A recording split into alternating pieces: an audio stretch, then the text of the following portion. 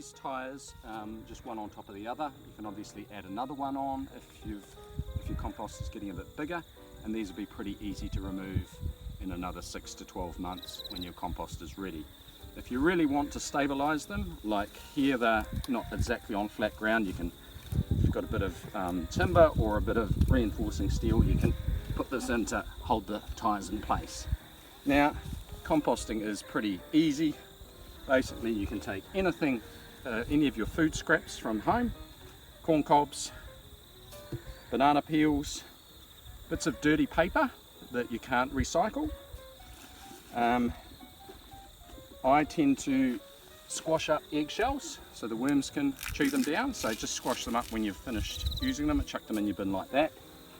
A lot of people don't put citrus fruit skins in there. I just cut them up a little bit smaller and they compost down fine if they're not all together.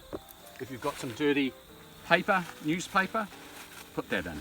The whole idea here is that we get a mix of green material, green organic waste and brown organic waste. So what's green?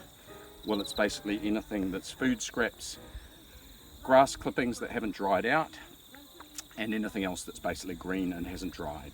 So to get the bit of balance, because most of our kitchen waste is green, so here we've got even an avocado pip, I'm going to put that in there as well. It'll break down sooner or later. Eggshells squashed up again.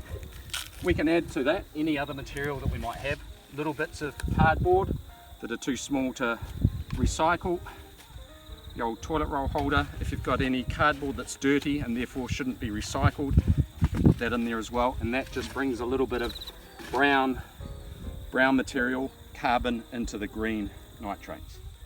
You can, anything else that's dirty around the house you can put in there just to give a layer. So what we're doing here is a layer of green, so your kitchen scraps, and then a layer of brown.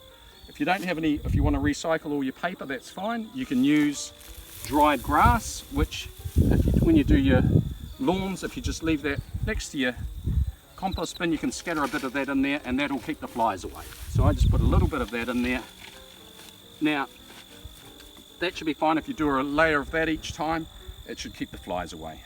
An additional thing you could do is put something over it, maybe some timber, or I've got here just an old coffee sack, and you can put that over and maybe put a stone on it to stop it blowing around in the wind.